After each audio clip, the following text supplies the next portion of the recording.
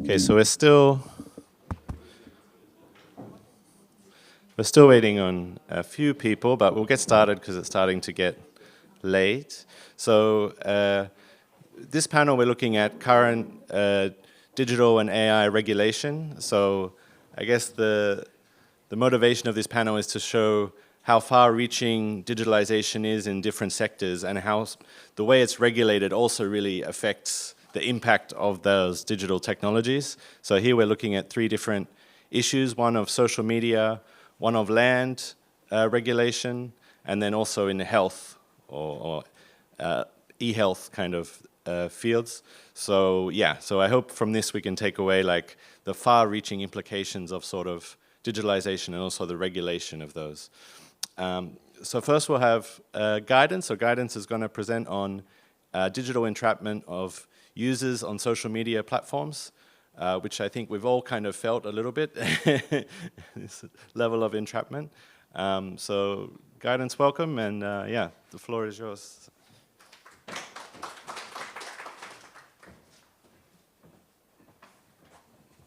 All right. Thank you, Andrew. And thank you to all the speakers who came or who foregrounded this work. I would also like to extend my gratitude to the Institute for inviting us to talk to you.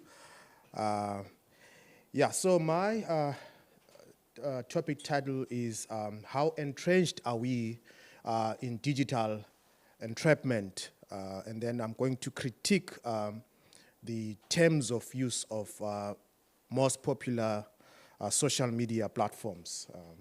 So I'm hailing from UCT, Department of Information Systems, and my name is Guidance. And these are the items that we are going to be discussing on. So we want to know what digital entrapment is, but a disclaimer to you all, since this is a relatively new concept, there is a lot that can fit in the definition of digital entrapment. Some of the examples were given yesterday, like your content management. If you're working as a content manager and you constantly have to be there to manage the content and you are doing this digitally and you have no social life, that's some kind of digital entrapment.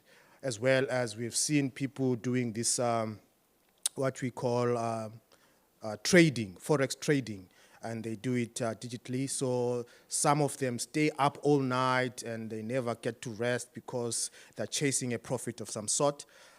So that is another kind of digital entrapment. Then we're going to be looking at the problem embedded in that, the review of relevant discussions, methodologies, all the way to the discussions and conclusions. I would like to begin with a profound statement from one of our own, Professor PLO Lumumba. He hails from Kenya. He says, those with ideas have no power, and those with power have no ideas. So I would like you to simmer in that, and then perhaps you also see how related it is to this talk. So I gave a disclaimer that digital entrapment is wide, but the 2 types that I focused on, especially on this research, the digital entrapment that we see from social media and the other one that we see from generative AI. So I'm not going to dwell much on the one we see on generative AI because this is another paper, but I'm going to focus on the first one, which affects our socio-cultural privileges and digital freedoms. Now, the working definition for that is that it is the potential for users to become overly reliant on social media digital platforms, leading to an unnoticeable decline in their social cultural privileges and freedoms. right? This is our working definition for this paper. But we have other definitions that are out there. And when we're talking about socio-cultural privacies, privileges and freedoms, we're talking about the user's rights to engage in social and cultural practices autonomously and privately without undue interference or surveillance. So we realized that, or it has been established that when social media was first established, it was for entertainment, right? And then when time went on, it became informational, right? But by it being informational, then it became educational. Now, when it became educational, it moved on to be easily commodified, because now these big tech companies saw an opportunity to say, let us sell this space because everyone wants to be here and everyone wants to learn something. So that's where the problem began. And the main concerns that came with that, we saw user dependence, surveillance, data monetization, opaque language, and the issues around informed consent in that space. So as we can see from the word cloud that I generated from the analysis, that the main or the crux of this problem is the user and the data. In other words, the user data.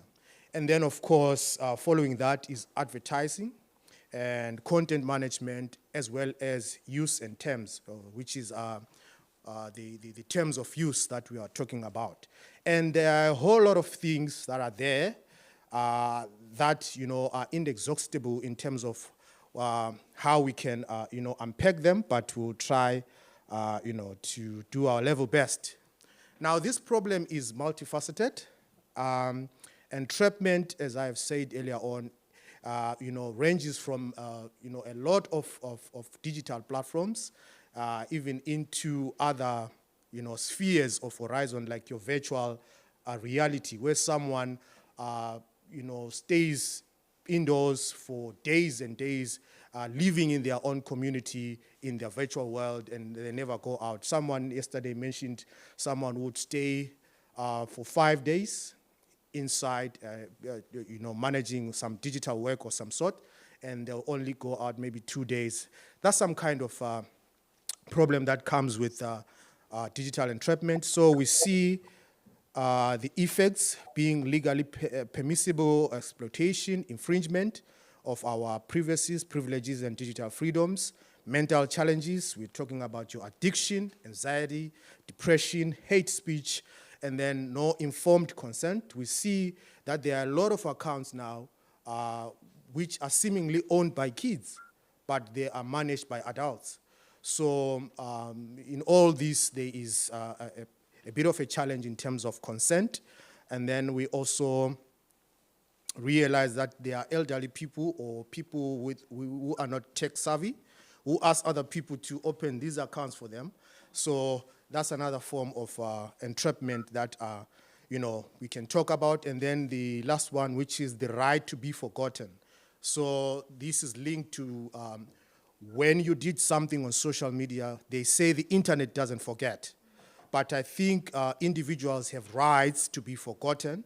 So these social media platforms, these rules must be enforced so that if you don't want other records to be shown on the internet, they must be, expunged.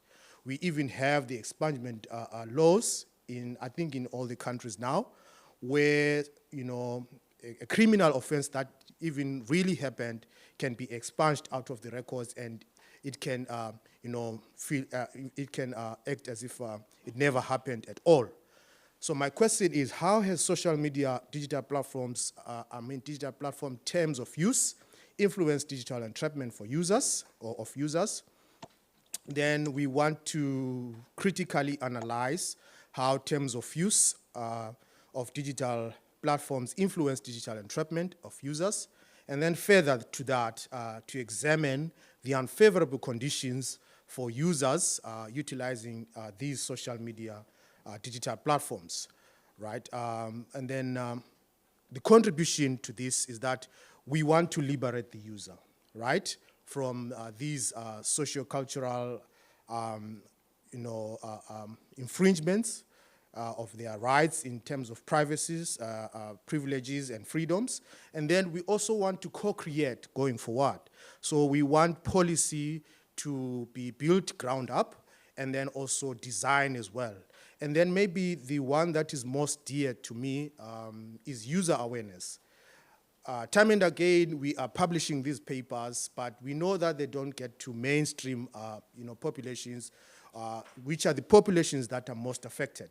So we want to get this work out and make sure that the users understand what they're getting themselves into and also their rights to be forgotten, especially in terms of the undesirable things that they did unknowingly on social media and are still there online.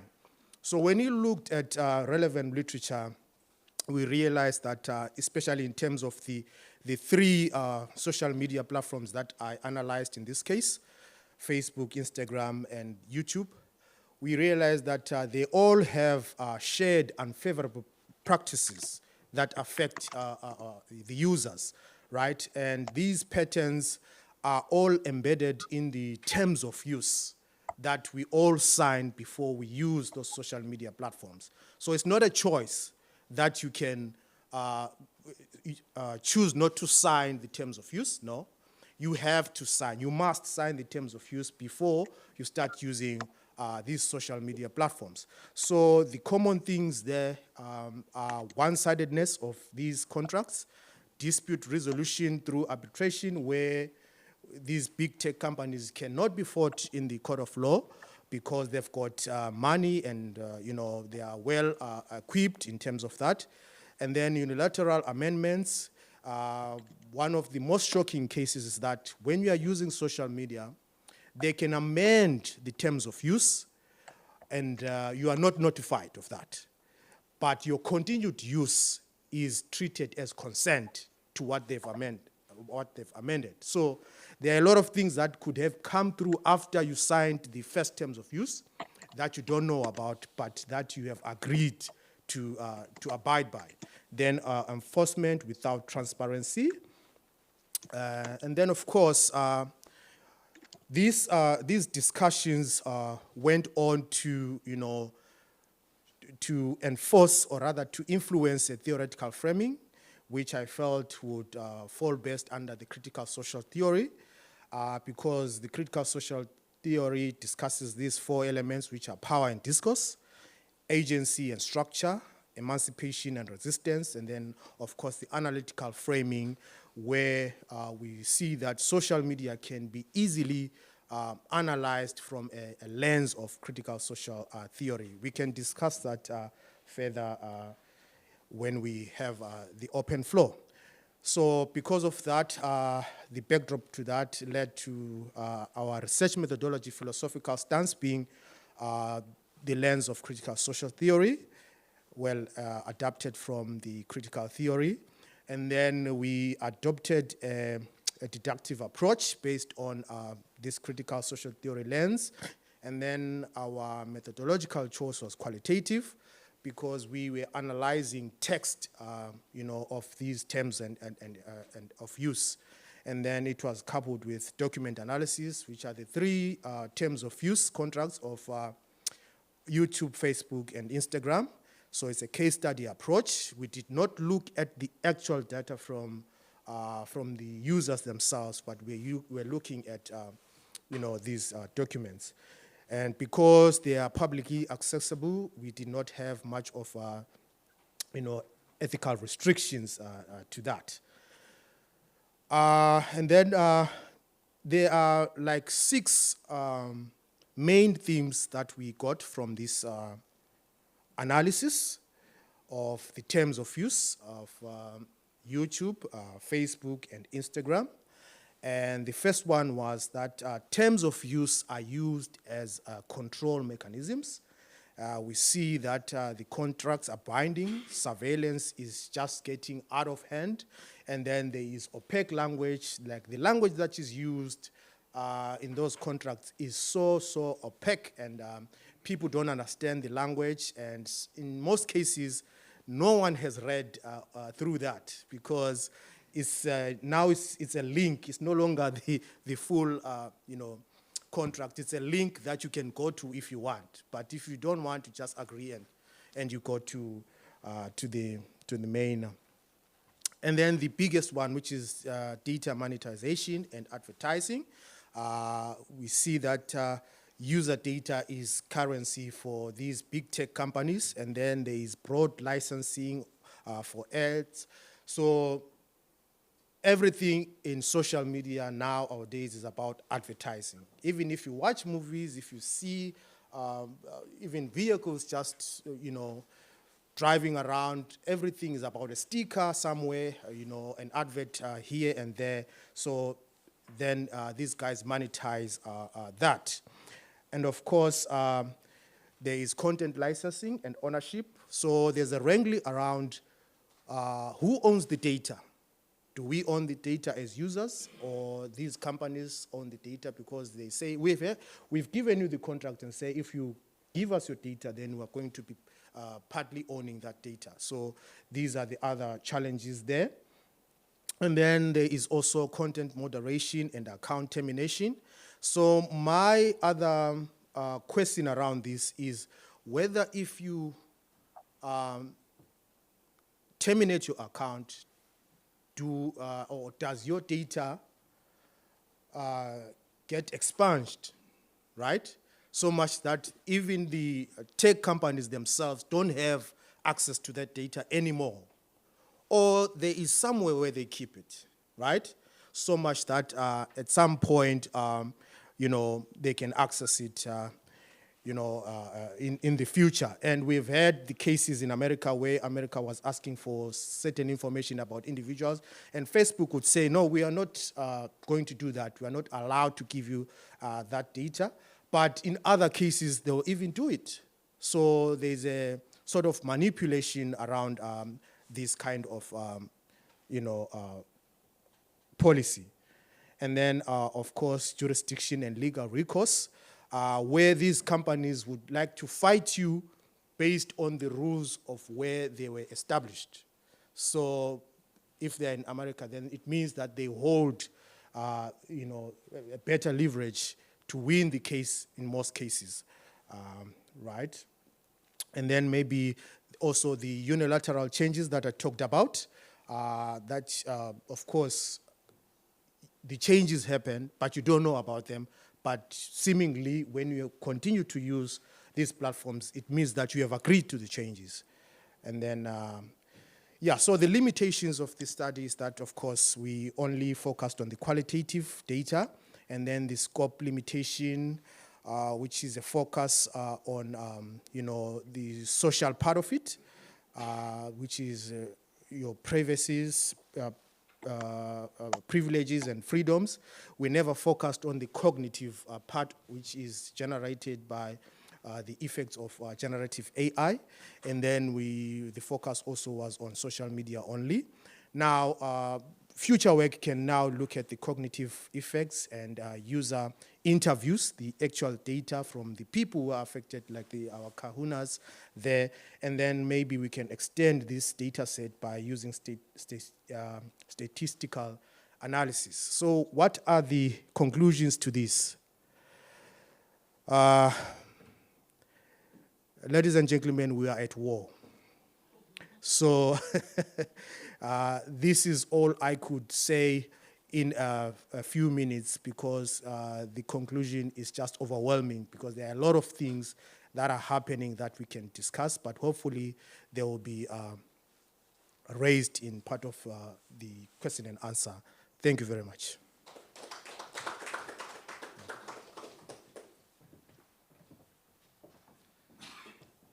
Thanks. Yes. Thanks very much, Guidance. This image will haunt me, but that's okay. All right, so next we have Zaid, who will present about land digitalization or land administration digitalization.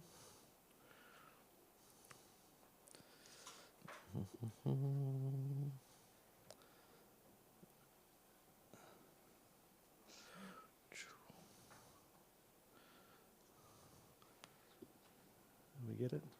Yeah, so welcome, Zaid.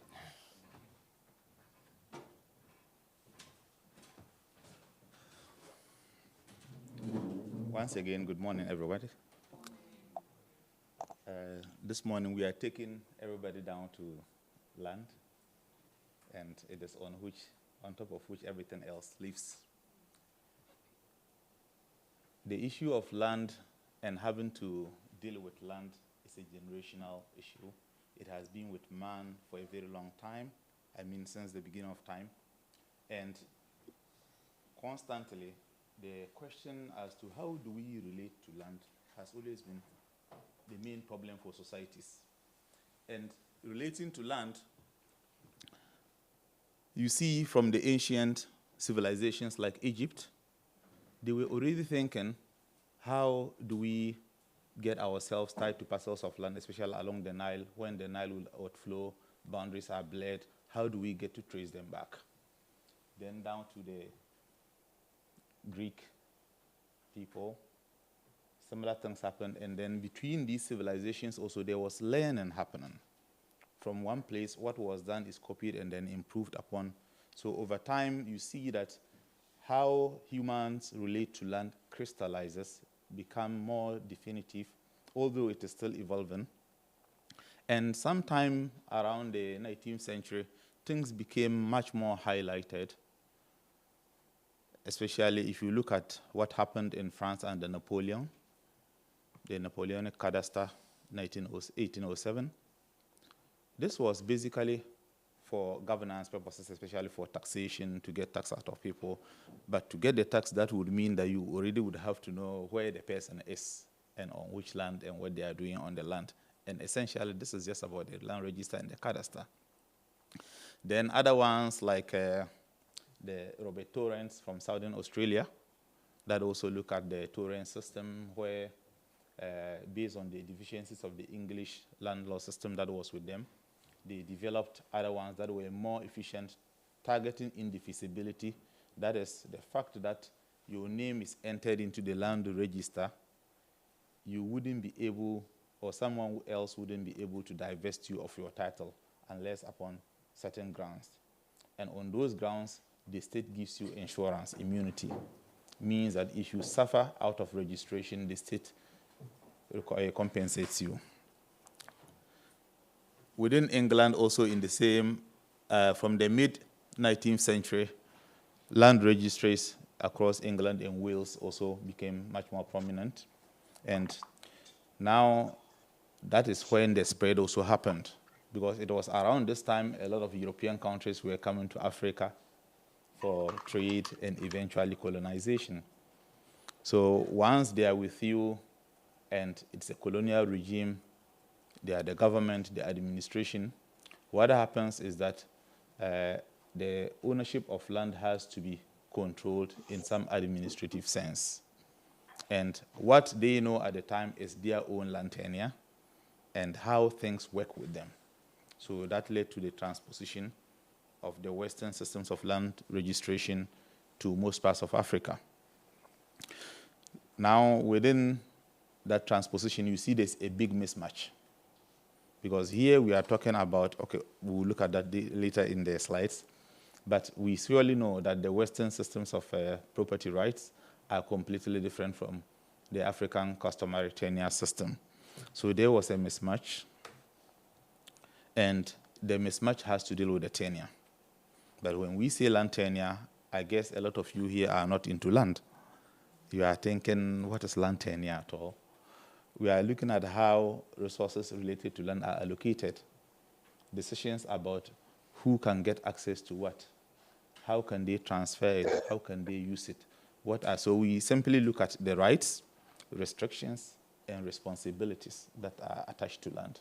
That eventually effectively defines what tenure is.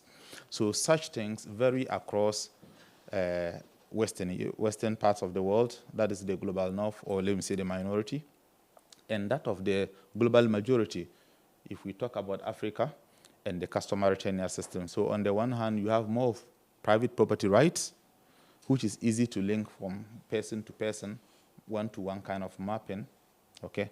But then within the other side, which is the African context, we have communal tenure, which is like many people related to land in different ways. Now let's look at the arena of translation. So let me go back a bit. This is just broadly cutting across large part of Africa, or almost all of Africa. But then if we come to Ghana, Ghana exhibits similar characteristics like the other African countries. We have the customary tenure and also statutory tenure. The statutory tenure largely draws from the colonial legacy. And we have the customary tenure, which is what pre-existed colonialism. But within Ghana's administrative scene, where land rights are translated, the main body mandated is called the Lands Commission.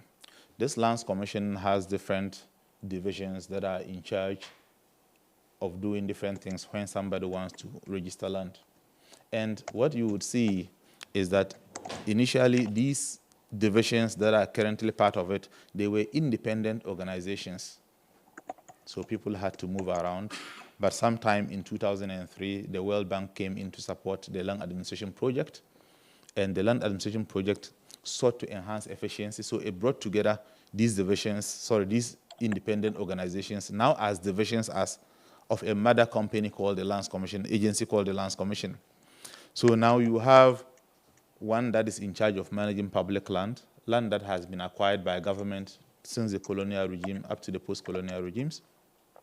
Then we have the Survey and Mapping Division that looks at all the cadastral work, mapping activities, land valuation, if there's a need to value land for compensation or anything, that is the government wing, and land registry department or division now, and that is where we actually enter people's rights into the land register.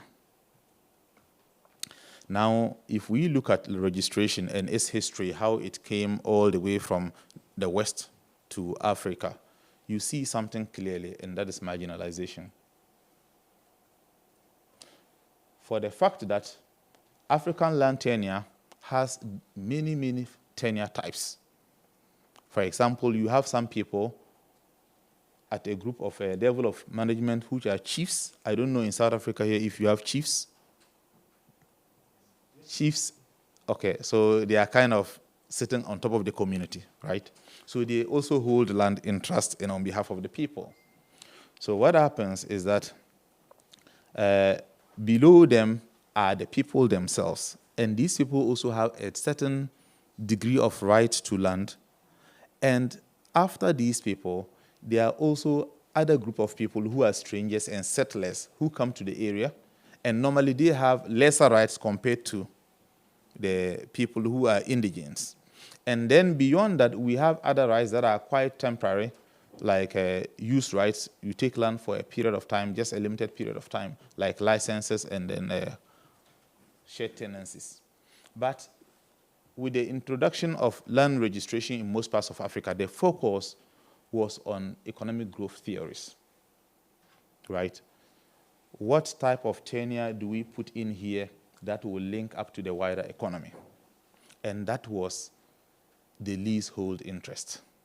The leasehold interest is what most of us know. That is, you get a land for a period of time, a terminable period, 50 years, 60 years, 70 years, 20 years, right? You are the lessee, the one granting you the land is the lessor.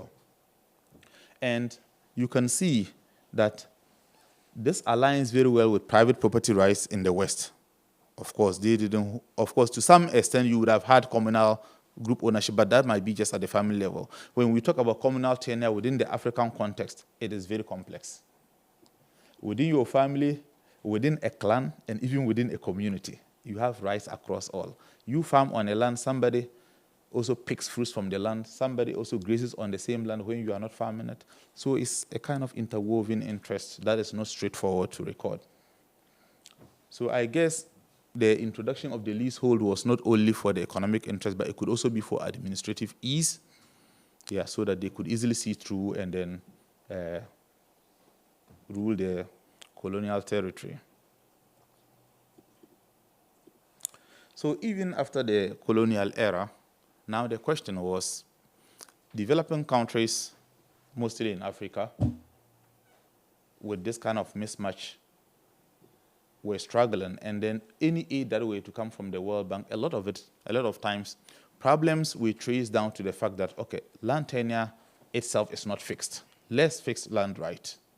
Once you fix the land right, other things that are attached to it, and at those times, growth theories that related to agricultural development, that relate to access to finance, and things that also relate to tenure security, these were so much the focus of international organizations that were at the back of land administration's modification. So you can see this statement by Simpson as of 1976. Let me read it. He says, given time, all societies would develop and adapt older institutions to cope with new institutions, but the pace of political, social, and economic change in the modern world has been so rapid that there simply has not been time for evolution. In such circumstances, it may prove necessary to replace customary law rather than wait for it to evolve. So this is just such a striking statement. Customary tenure derives from customary law. If you look at it as a system, it derives from it. So now, to replace it would mean to give a whole different source for tenure rights to emerge, and that in itself is problematic. But beyond this statement, so you find that there is a skewed rationale that, okay, what works with systems, modern systems, is the fact that land has to be registered to the individual, not to the group. It has to be registered to the individual. And the basis for this was that if people have land attached to them, they could get access to finance, they could easily walk to the bank and get money out of it. It was easy for people to know, okay, who owns this land? So if you want to buy it, you can go and deal with them. Okay. And then also for agricultural development, the idea was that, okay, if people don't feel secure on the land on which they are, they will definitely want to, they will not want to put more investment on it. But once they are sure, they are secure in their tenure and their thoughts, that I can be here till whatever time I want, then you see there's a likelihood for them to invest. This has been the thinking of the World Bank since the 1980s. And the push for land registration was towards individualization of land rights. And up until 2000, when the crescendo happened, Hernando de Soto published his book, The Mystery of Capital, Capitalism Triumph, Why Capitalism Triumphed in the West and Fails Everywhere Else. Following this book's publication, it renewed the interest of the World Bank because this man took time and he made his argument so clear, arguing that land in most part of the developing world is a dead capital. It has a potential, but that potential is not used. So it renewed that interest that existed with the World Bank for almost 2 decades. Then a lot of money was released for land administration projects. You have that of Ghana, you have the Rwandan case, you have the Kenyan case, and a lot more others. And all these ones, the idea was that let's work on, get these benefits that can be drawn from land registration. But it didn't take long. The realization came that, no, after just a decade of this kind of intervention, it became clear that those benefits were not readily available as De Soto claimed because there were underlying factors. For example, merely registering a land in a rural area for which the value is very little, how much will you get from a bank with such a land? So immediately people began seeing the loopholes in the argument. It looks flowery, very nice. He aligned it to a waterfall or a gorge and then an electricity plant, how the water will flow, people can still fish, people can still fetch the water, but in so doing, it also generates electricity. Once you register land, it gives it multiple existences. There can be a physical existence on which someone can use it to farm, but there's also a legal existence from which or with which you can get money from the bank. But these things were eventually debunked through empirical studies and then implementation trials. And now we ask the question. So at that point, it was kind of, after all, this is not working. So Okay. Other things started to cross the minds of people. What should we do? How do we get customer tenure registered? But the simple question anybody will be asking, if the Western systems are not working, why not drop it? Yeah, now there isn't colonialism. All countries are sovereign states. Why do you still have the Western systems persistent, knowing that they create exclusion? Because if you take Ghana, for example, a lot of people, majority of Ghanaians have usufructuary interests because they are indigenous to some communities that own land. But the registration system is such that by the time you go through it, it truncates it to leasehold interest. Okay, so there's this exclusionary aspect of it that once you go through it, and the fact also that a lot of people are there whose interests are not like the leasehold, and because of that, they are not capable of translation. So you are only there, and you are exposed to vulnerability.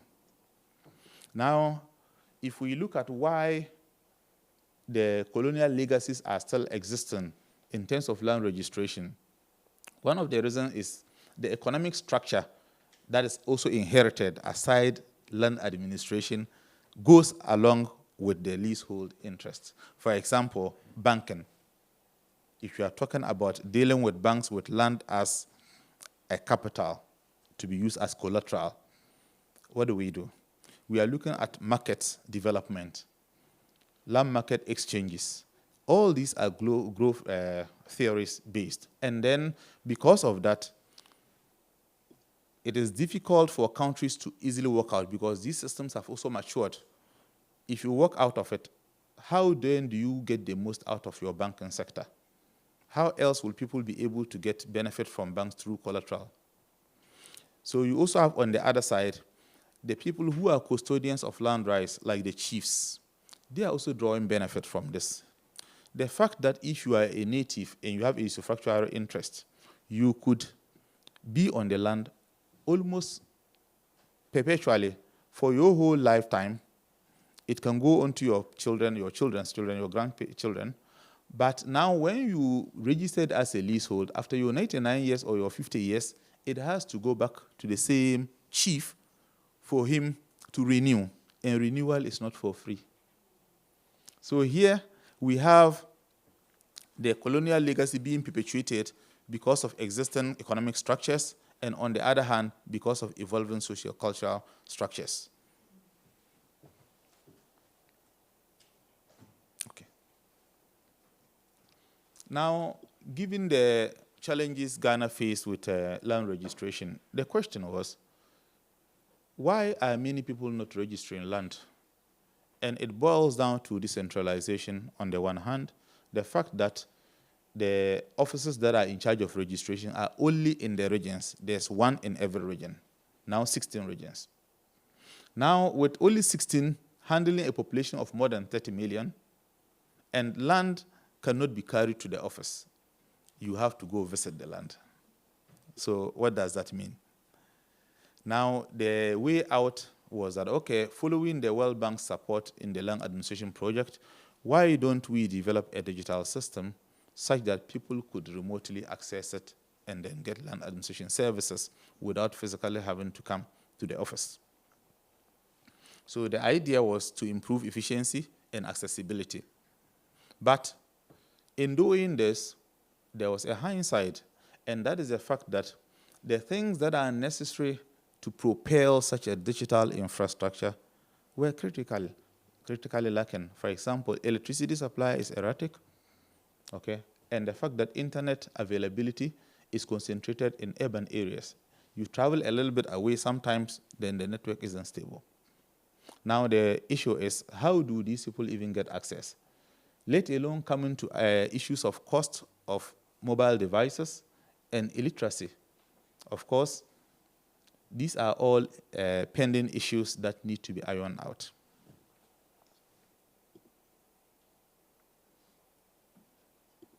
So with the development of the digital system, the Lands Commission developed a system, an in-house system called the Enterprise Land Information System. This Enterprise Land Information System is backed with other software, open source and proprietary software like Postgres, SQL. You have TopCon tools, Quantum GIS, and other ones. but these are only supporting. The main enterprise land information system is the one that gives the interface for the divisions to deal and for the public to also deal with the lands commission. But here is the problem. Not everybody who owns land in Ghana, especially within the rural context, have yet what we call the Ghana card, the Ghana biometric ID card. But with a digital system, which was initially envisioned to promote accessibility, now it is requiring a biometric ID, which now serves as a filter. So it means anybody who hasn't got the Ghana card, even if you want to register land, it becomes a difficulty. And also, the digital system just follows what predated it.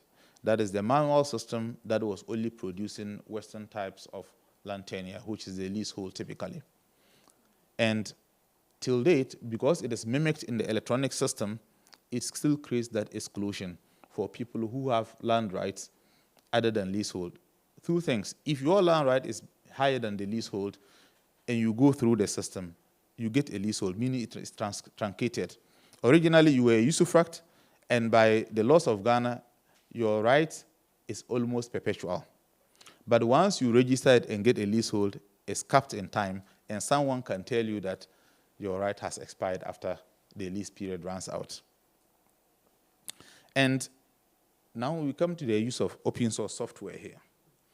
Land data is something that is very sensitive. So to resort to a mix of proprietary and open source software sometimes is unsettling, because with open source software, we have a developer community that is working, and then we also have lack of support like you would have had if it's a proprietary software. And this also exposes you to a greater extent dealing with such sensitive information. So far, the type of service that people who want to interact with the digital system can do is to conduct an official search. That is, if you want to know who owns some parcel somewhere, you can enter the system, load that cadastral plan, and give the description.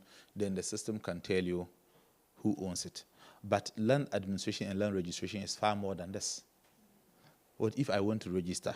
So there's still a lot of functionality that is not at the reach or within the reach of the users. And as a result, if they were to go to the regional offices, they interact with the system through the offices. And that also creates a kind of a fee economy over there that to interact with the system through an officer, there is some informal fee that is charged. And all these are leading to exclusion, because if I cannot pay even official fee, let alone informal fees to officials, what happens? So now the question we ask should be, must we always go digital? If the circumstances are not right, it is better to make it right. For example, manual systems also work. Manual systems work too. If it is efficient, it can work. Digitalization may serve to catalyze it, but in itself, it can work. But the idea that digitalization serves as a panacea, it's a kind of a false ideal. So I say that digitalization should be fit for purpose, and that well-streamed manual systems also work, and that initiatives that are aiming at inclusivity can always lead to exclusivity if we do not take sufficient care. Thank you very much.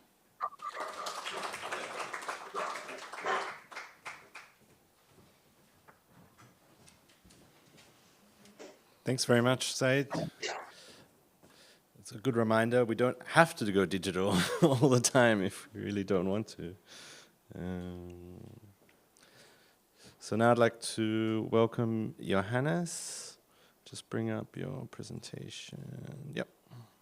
To talk about mHealth regulation. So Johannes, please.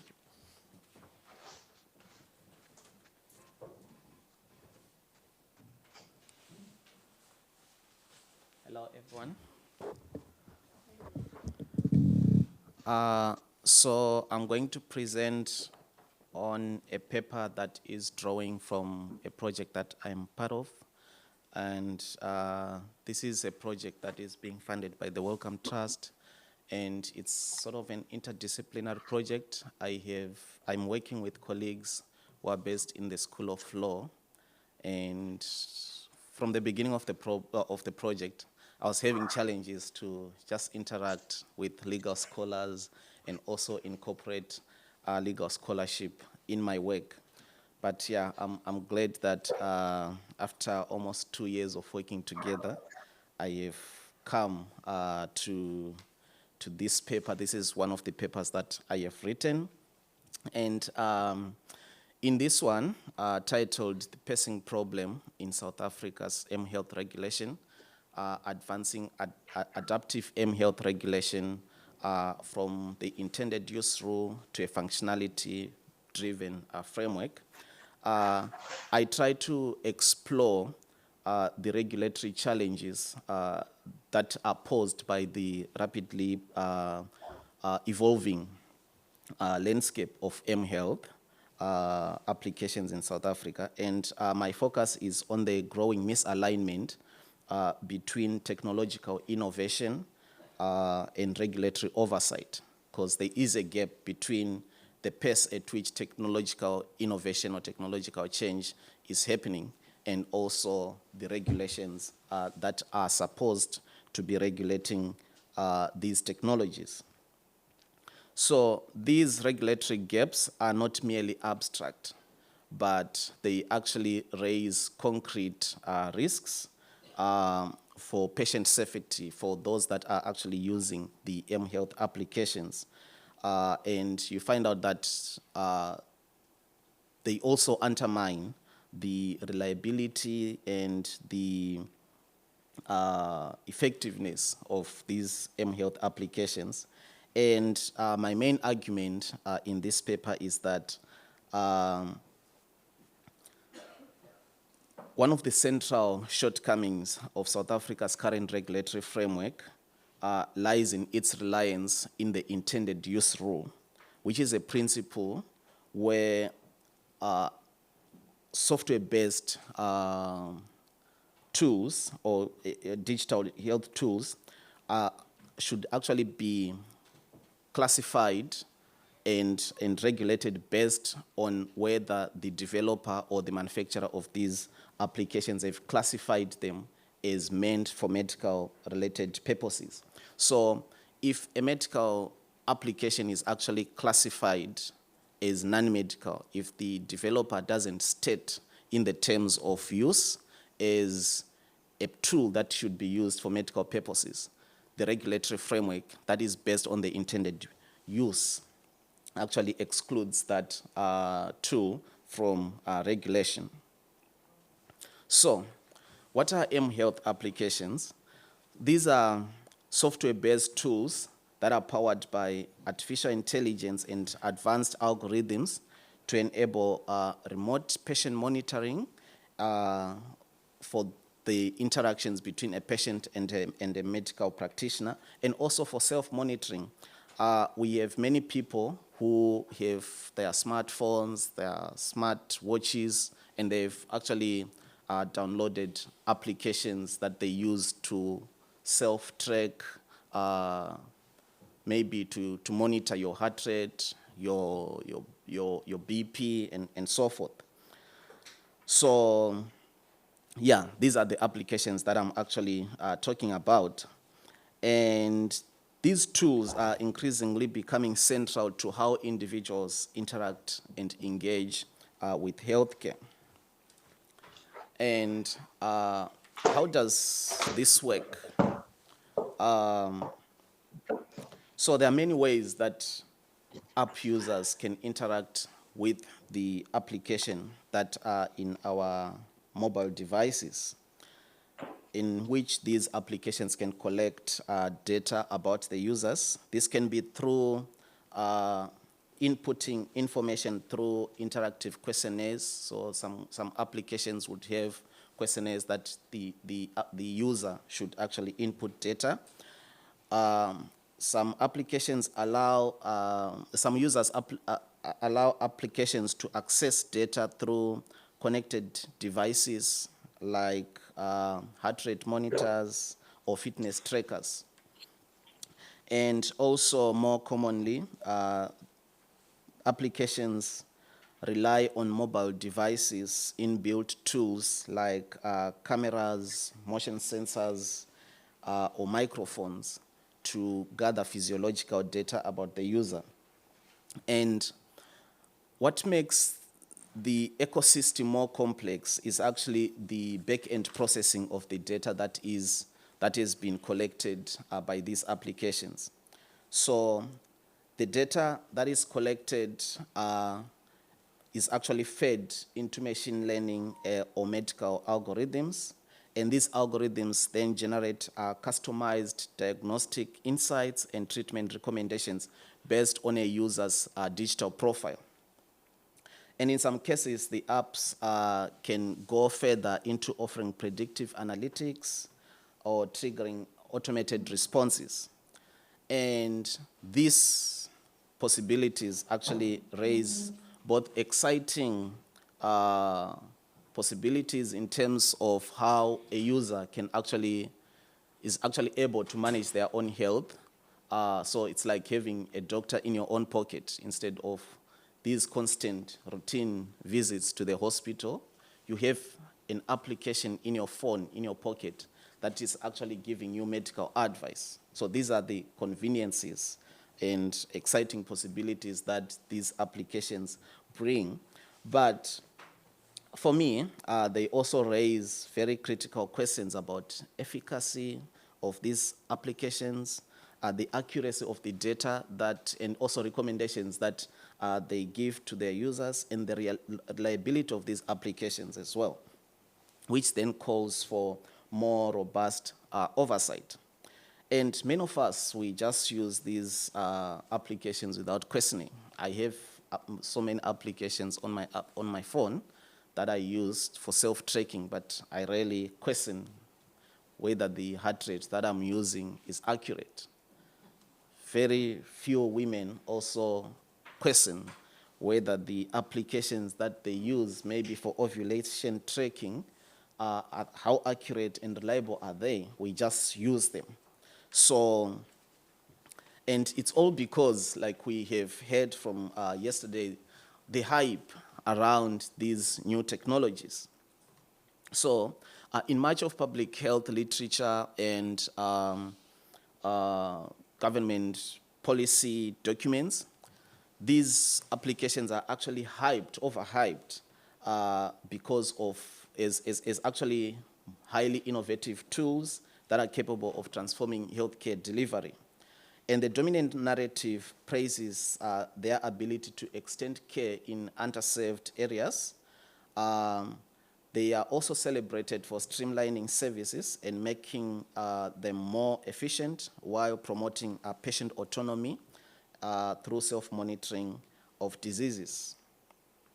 And these claims reflect the underlying optimism that comes with these new technologies, and one of which is that they are able to flatten barriers to care, and they decentralize medical authority, they shift control into the hands of individuals.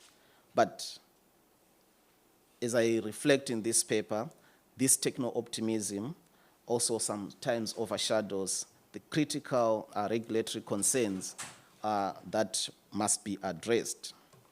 And to address and also explore these regulatory gaps and concerns, I use the concept of the pacing problem.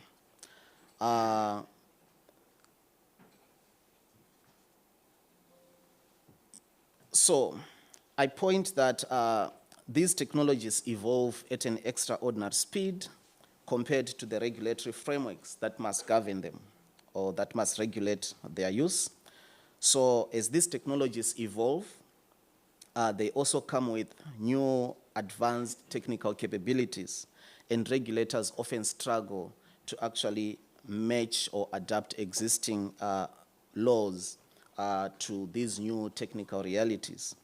These new technical capabilities often challenge the boundaries of existing regulatory frameworks, and they expose gaps or critical points of oversight. And with this is what the scholars refer to as the pacing problem, because the pace at which the technology is actually changing and the pace at which the regulatory framework is trying to catch up in order for it to effectively regulate, there's actually that misalignment, which makes the existing regulatory framework less effective. How are mHealth regulated in South Africa? So in South Africa, the regulatory body for digital health technologies, of which mHealth applications fall under, is the South African Health Products Regulatory Authority under the Medicines and Related Substances Act. And the regulatory framework for digital health technologies is actually built, like I said, around this, the intended use rule, which is also consistent with other jurisdictions like the United States, the UK. They also use the same regulatory framework to regulate mHealth applications, the intended use rule. And according to this rule, mHealth apps can only be subjected to regulatory oversight only if it is explicitly intended for medical purposes. And the developer or the manufacturer of the application should actually clearly state that in the terms of use. So if an app is classified as a medical device, then it undergoes under more strict and stringent review procedures. However, if it is marketed as not intended for medical purposes, and then it's classified as on the app market places as a wellness or fitness application, it actually escapes these stringent regulatory procedures. So this regulatory distinction creates like a gray area, and where we see that apps that may pose risks to users can avoid oversight just because they have been classified, they've not been classified as medical devices. So the regulatory gap for this paper are mainly focusing on consumer-facing wellness and fitness applications that we have on our phones. How much time do I have? Okay, all right. On our phones, on our smartphones, on our smart rings. And in the South African context, these are mostly classified as wellness tools, and they are therefore excluded from a strict regulation because they are not classified as medical devices. And the issue, however, is that many of these applications are no longer just tracking your steps or your period, but they are also offering motivational tips. But they are increasingly incorporating sophisticated medical functionalities, from heart rate monitoring to symptom analysis, but they are excluded from strict regulatory oversight.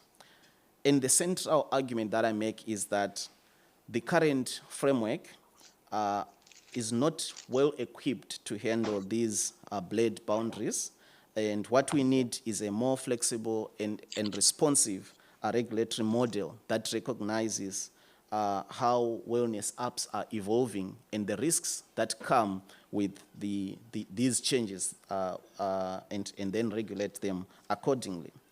So this is just to illustrate some of the risks. Let's say you are using a heart rate monitoring app that hasn't been medically validated. What are the risks? Diabetes apps that people are using to give dosage advice. If it's not been medically validated, what are some of the risks? And I highlight the limitations of the intended use rule, that because it mainly classifies, or it's actually, it's based on the classification from the manufacturer or the developer. Some developers would actually not classify the application as a medical device just for them to avoid regulation. So you find out that most of these applications are misclassified, and there are also no strong penalties for those that misclassify the applications. There is also the risk of evasion, and we also see the same challenges even in other jurisdictions like the United Kingdom and the US. They're also struggling to regulate these applications. And this is just, as I conclude, what I think should be considered in order to have a more responsive and adaptive regulatory framework, that we should assess applications based on their actual functions and not on the intended purpose that is stated by the developer. And we should also consider the risks that come from that actual use. We should also consider the real-world use and user behavior of the applications, and require also post-market surveillance to see how these applications are being used after they've been marketed on the application market places, and also stronger enforcement as well as enforcement. So, this is my presentation, and thanks for listening. Thank you.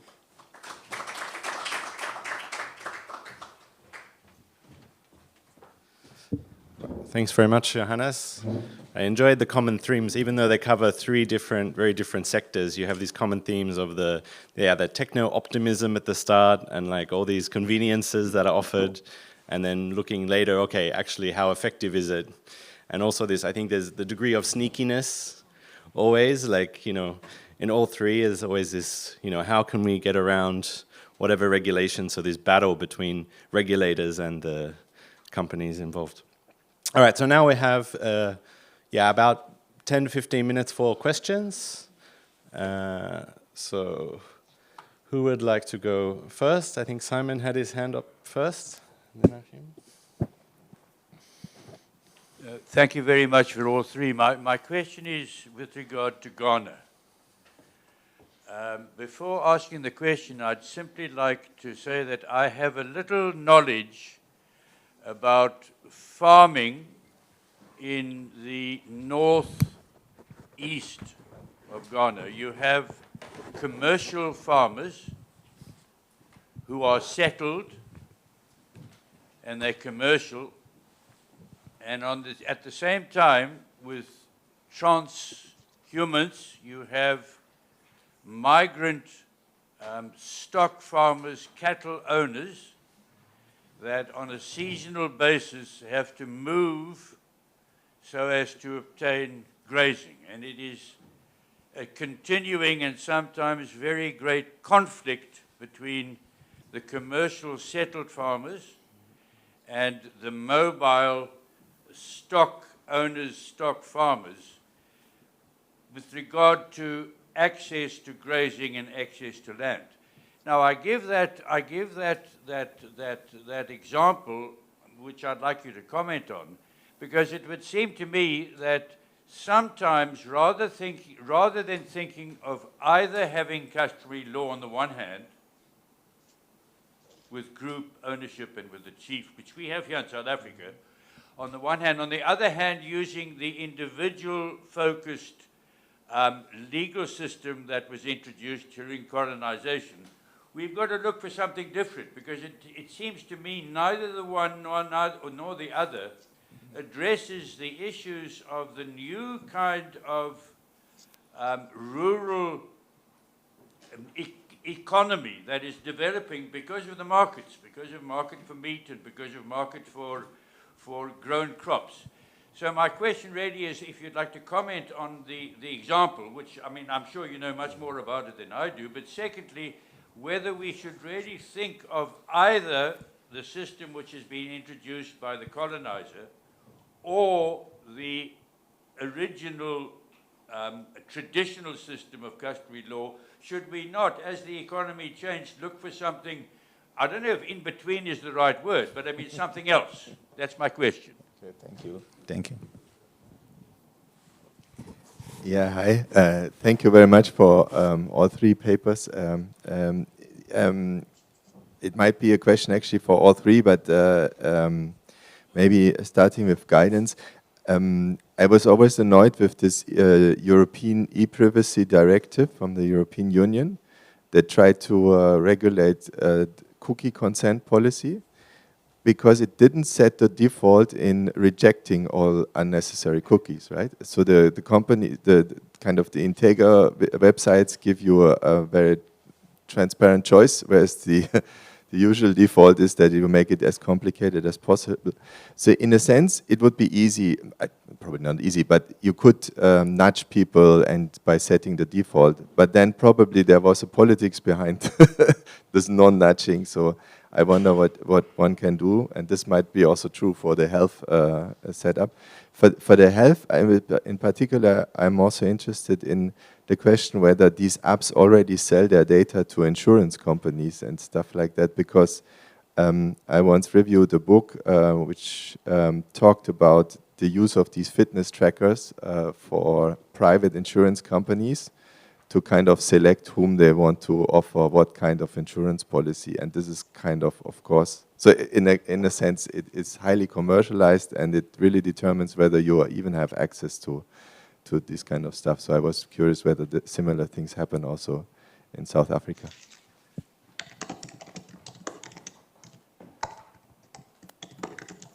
Maybe one more question. Anyone? Tevin, yeah? Mine's somewhat related to the previous question. First, thank you all for the presentation. And I think my question is mainly for Johannes and guidance. And I think you laid out the risks very well in your presentations. And you also referenced like possible upsides, right? So there's also benefits to these platforms, which is why we all use them, right?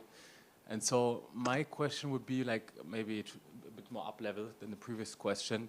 So why do you think it is justified, like that a regulator, for example, decides upon the use and not so much the individual, right?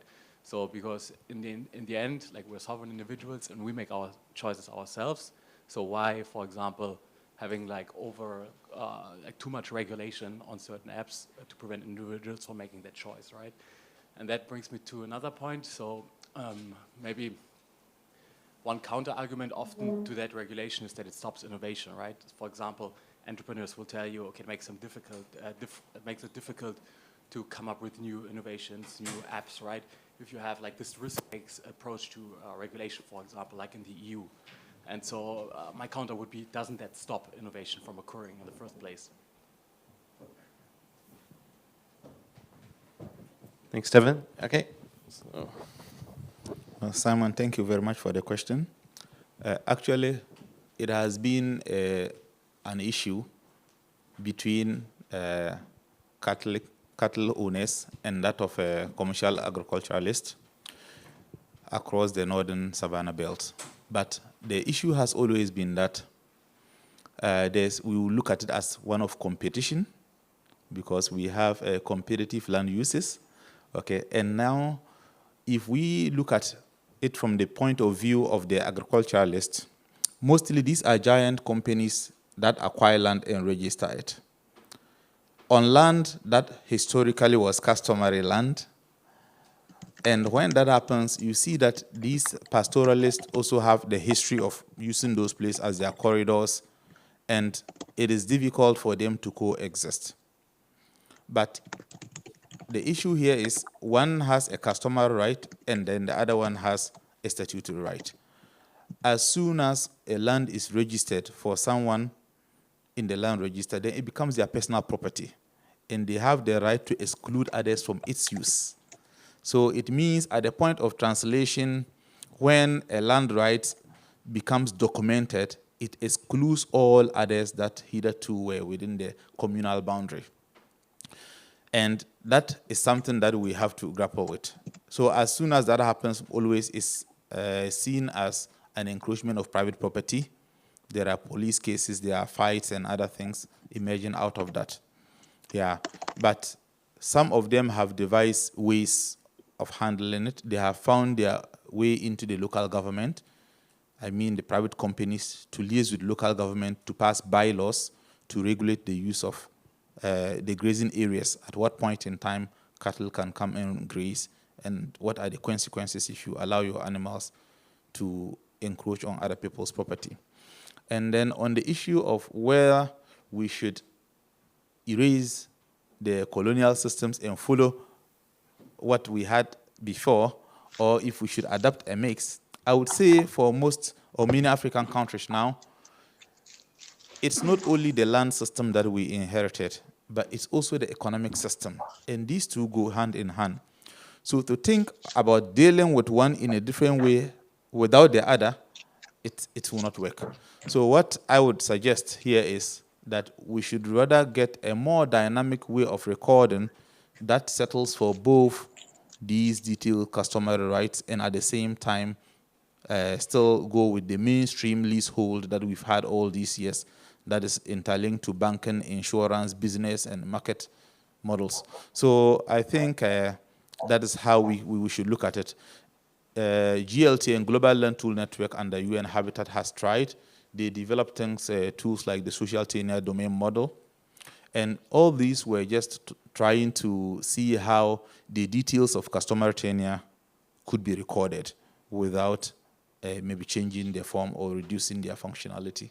I think we should go more in that direction and try to make it much more advanced, such that the system can record either of the rights, and people with any right whatsoever can be recognized in the system. Yeah, okay, thank you very much for the insightful questions. I think the first question raised, I think would be what I term the accept culture. So concerning the terms of use, when people are engaging with social media, there is more of what we call the accept culture, where people just want to access the platform and they are not concerned about the terms of use that much. So they tend to just accept so as to get to the, the actual use. And this is done deliberately by these big tech companies to have these 30, 50 pages of terms of use, so that you feel like, I don't need to go through this. There's already 1 billion people on this platform, so what harm could that be? And yet, when it comes to case-by-case basis, when you have experienced the exploitation and you want to go the legal way, you realize that you have no ground because of the terms of use that you accepted. So, which goes to the following question: there can never be too much regulation.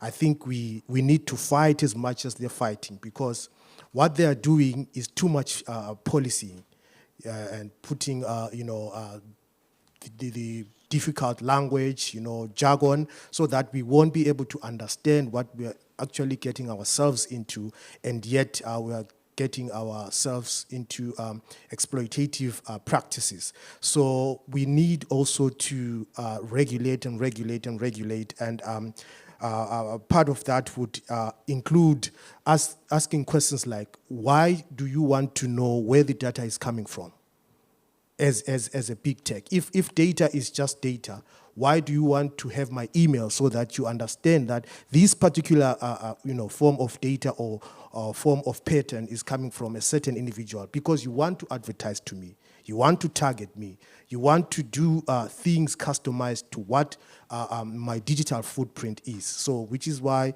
I was talking about the right to be forgotten and the inception of social media, where in the beginning you could go to YouTube without logging in with your Gmail account. and just watch, and no one would follow you after with an advert and say, you watch this movie about crime, would you want to buy a gun or something like that, things like that. So it's just an example that what you see on social media is as a result of what you have been, Googling, or what you have been, so it's a co-creation thing. I think someone yesterday mentioned something like injustices are co-created.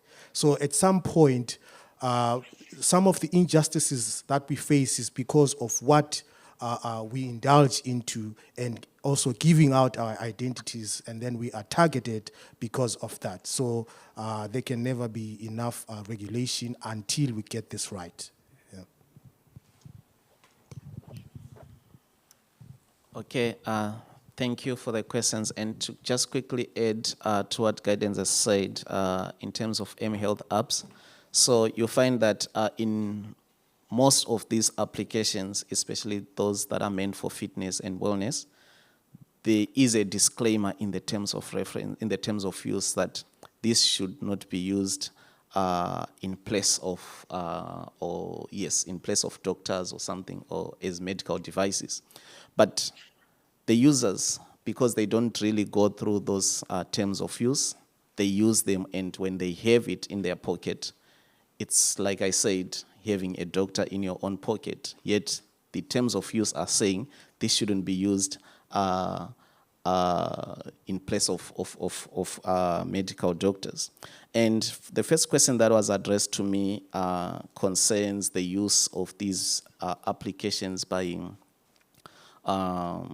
insurance companies. Yes, in South Africa, there are some private medical insurance companies that have their own applications, and they encourage their users to actually use them, and they incentivize the use of these applications, which I think to an extent would also have a bearing on the premiums that the users would pay, because if you are using them, you get points, and then you can redeem those points in selected shops where you buy.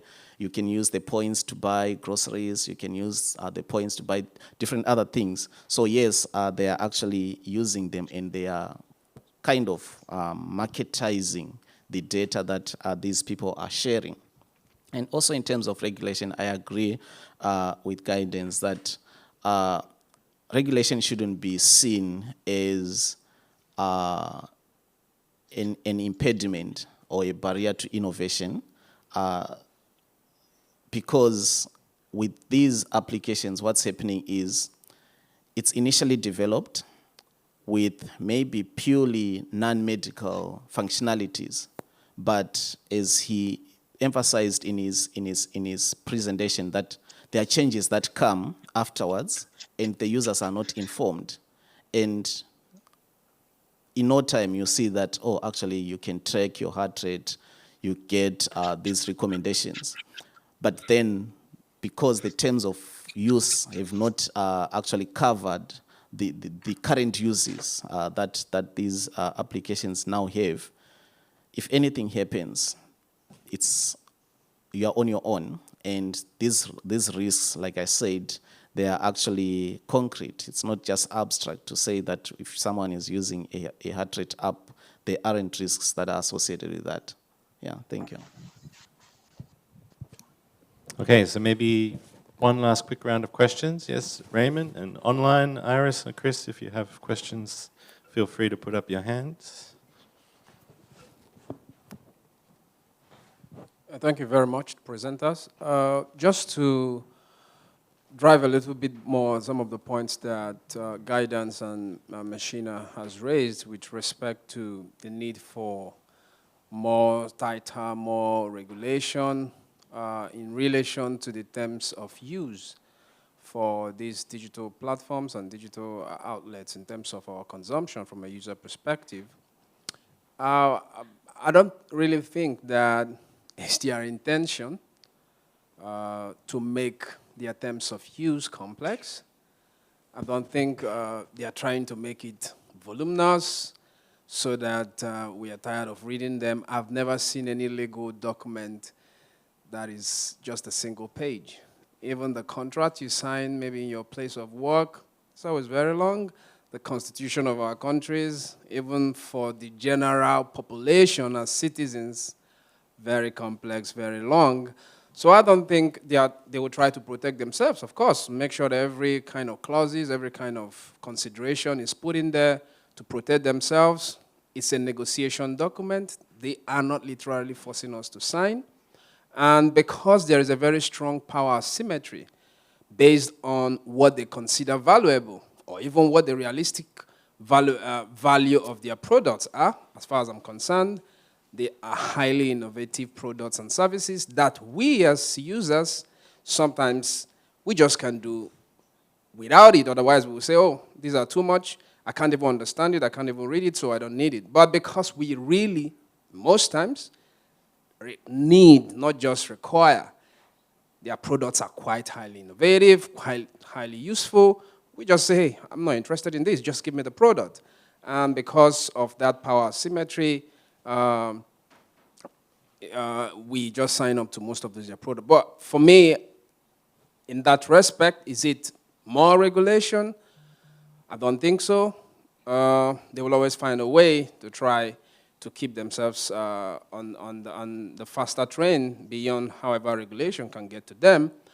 But perhaps we can be thinking about what other alternative forms of regulation, other alternative forms of protection that might make the risk of user exploitation less in those sense. But I don't necessarily think that it is more and more stricter, more and more stronger regulations that's always going to solve the situation. Thank you.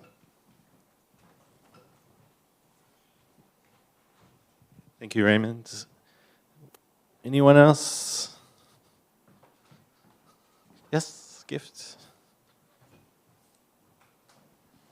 Yeah, many things. My question is directed to Zaid. I'm just curious to understand how maybe the issue of land tenure system, maybe customary land ownership, how does it give rights maybe in terms of permanent rights, or it just gives maybe usufruct rights to the inhabitants in Ghana? Because I'm trying to look at maybe this land tenure regime whereby people also just get those usufruct rights and also those maybe permanent land title deeds. I'm just curious understanding this within the context of Ghana. Yeah.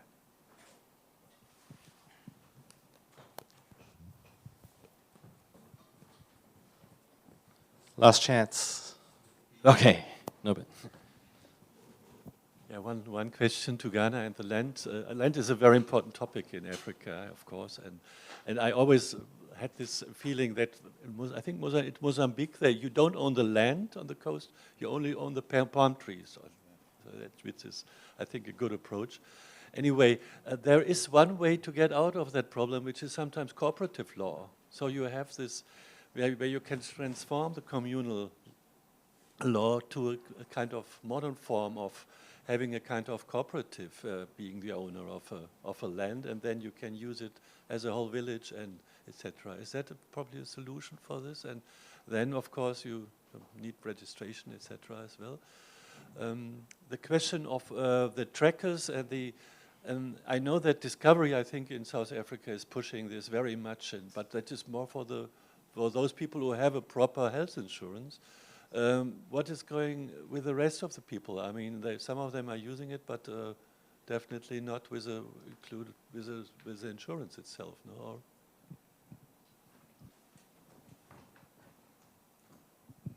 Thank you, Norbert. Okay, go ahead.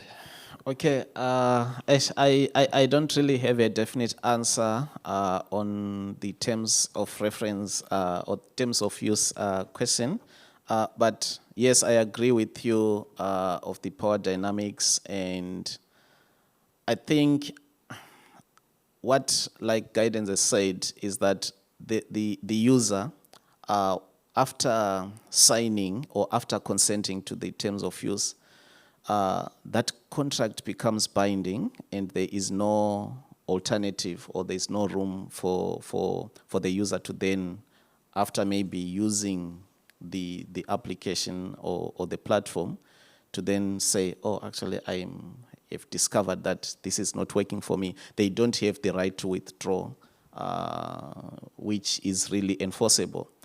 That's my thinking, which might be wrong. I might be wrong. And yes, Discovery has, and also Momentum, have their own applications.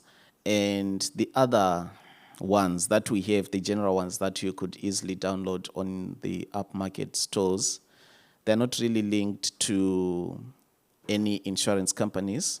But while people are using them, there is a lot of data mining, data collection that happens, and then the data, if you read the terms of use of those applications, the data is shared with other third parties. So it then connects to what we have been discussing here, that after you consent to using those applications, you start receiving other information, other services that you haven't signed up for because your data has been shared to other third parties. So that's how it then becomes connected into the whole digital ecosystem, that even though it's not really linked to medical insurance companies, but they are also linked to other retail shops, for example, and other service providers that are linked to those applications, who can have access to their data.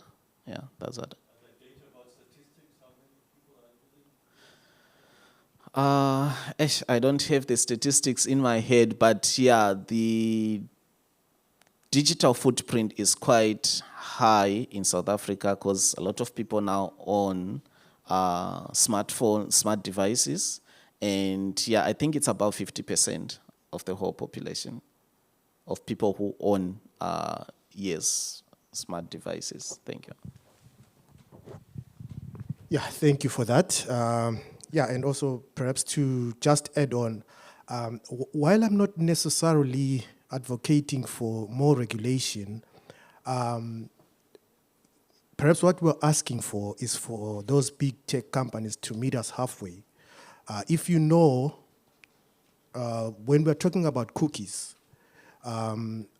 there are options to select the kind of cookies that you want, to be associated with, or that should harvest your data or something like that, in terms of your location, in terms of other things like, do you want third-party advertisements coming your way? So you can opt not to have those with the cookies. But with the terms of use contract, you just have to read what is there and then agree. You don't have to, there's no room for arguing and saying, but I don't agree with this, because if you don't agree with one clause, then it means you won't use the application at all. So what I'm saying is, in terms of contracts, again, you are talking about several other contracts. You realize that all this is infringement of rights. And my main argument was that we need to have user awareness, and they need to be empowered as users, in as much as if you go to a private organization, you can sit down on a round table with the HR team, and pick some of the clauses out of your contract and say, no, but I won't agree to this. And then you can have that discussion before you sign the contract. What is usually the case, which we now call the digital first paradigm, is that by default, when you are given the contract, maybe you are so excited that, because they even tell you that you have to engage with the contract before you sign it. But what does that mean? It's a gray area, because engaging might mean that maybe if there are things you don't agree with on the contract, let's come to the table and discuss those things. But the most discussed thing is remuneration and nothing else. So the work conditions, you feel like, okay, this is common for everyone, so who am I to just come and say, okay, I won't agree to this, and I need a different contract from this. But that is the purpose, because the contract is between you and the company, not between the group and the company. It's between yourself and the company. So we need to have that dialogue where we say we want these, big tech companies to consider having some options in other things that they enforce us to do, or rather that they enforce us to relinquish when we sign these contracts, like our data. So we need to have even the right to surf these, platforms incognito, because some people, they just want to go into the internet, go into the platform, and for entertainment without being recognized who they are. And in some cases, you are even afraid, or you are even, worrisome to search for some content, right? Because you know that after you search for some content, it will appear, or even on your YouTube channel. And you have kids at home, you are logged into YouTube, and when they go into your YouTube, they start to see, some advertisements that are meant maybe for adults, and then, so that's an issue that we should be concerned about. People should be given, or rather users should be given the right to surf these digital platforms incognito, or to surf them publicly. So it's your choice. It shouldn't be the choice of the big tech company. Thank you. How realistic is that, given the fact that these are not public good organizations? These are people investing their private cash, millions of dollars, and how realistic is it for them to just go on a free state platform? If you want to sign up, no, they need your location, they need all that, so that they can get their business going, and also invest in their business model, do research, and all. It is a business model, actually. Yeah, ChatGPT, for example, even their free versions, I would say some people, this is too good for me, I need to sign up, I need to pay. Yeah. How realistic is that? Okay, even for making a provision for individual negotiations, some of these platforms are serving billions of people. Yeah. They don't have the time to sit down with a billion people to discuss and negotiate. They're just asking, take it or leave it. Yeah. Most times you feel these are too valuable for us. I'm not interested, but I'm just saying, let's think about it. Yeah. So thank you very much, because that is what I'm talking about. You have just defined exploitation. So we are being exploited. That's the thing. So the conversation has begun. Let us keep pushing. Perhaps in future, there's going to be a way to get around it, just like we had slavery. But today, if you talk about that slavery was legal at some point, it's absurd, because people kept on fighting. There's a statement that I had to walk so that my kids can run, and they ran so that their kids can fly. So we have to start somewhere, is my argument. And, things like even listen through terms of use. Sometimes you can even have those summarized and listen through without you having to read all that. So we have to start somewhere, is my point. Thank you. Yeah. Yeah. Why is it exploitation if you draw immense value from it, right? So let's say with YouTube. Yeah. Right? So as you said, like, you get something for that trade, right? And you get a lot. That's why you are willing to take that trade.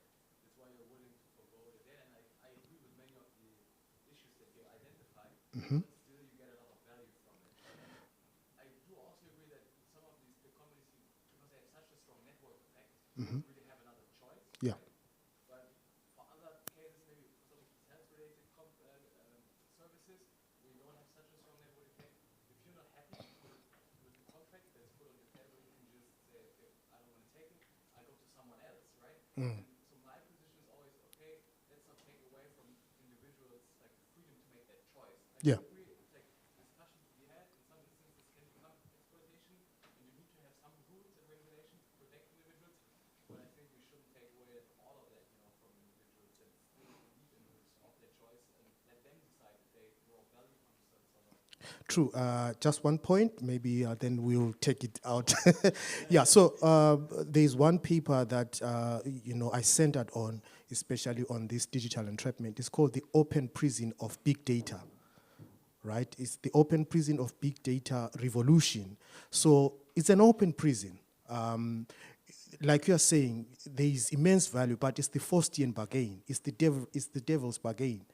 that, okay, get this, but there are things that you have to sacrifice, and those things you don't even know. But the thing that you're being offered is glistening. So you take it and say, okay, whatever the exchange or whatever the sacrifice that I have to give, it doesn't matter as long as I have this. But once you are in too deep into the getting, the giving is weighs more heavily on you than what you get. And this is a continuous thing. The walls keep closing on users, as you saw on that picture, until one day you see that social media will be sort of like military. Yeah. Thank you. Yeah. Final word to you. Yeah. He asked a question about the permanence of usufructuary interest. Let me be quick to say first, this concept of land right, usufructuary interest, this tenure type, it is not universal, like in its meaning. In the Roman context, it used to mean just the use of fruits, which is quite different from having a permanent right to land as we conceive it in Ghana and in many other African countries. So customarily, if you are from an area and they have a land, you can be on it, you can farm on it, build on it, up until you die, your children can inherit. That defines the usufructuary interest.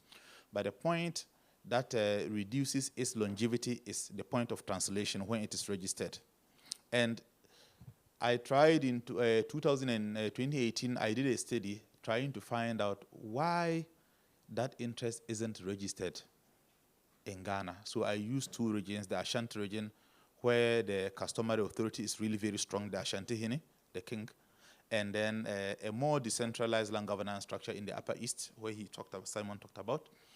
Then I found out that one was a deliberate action to assert control on land on the part of the chief in the Ashanti region. He said, no way you cannot have a permanent interest in land.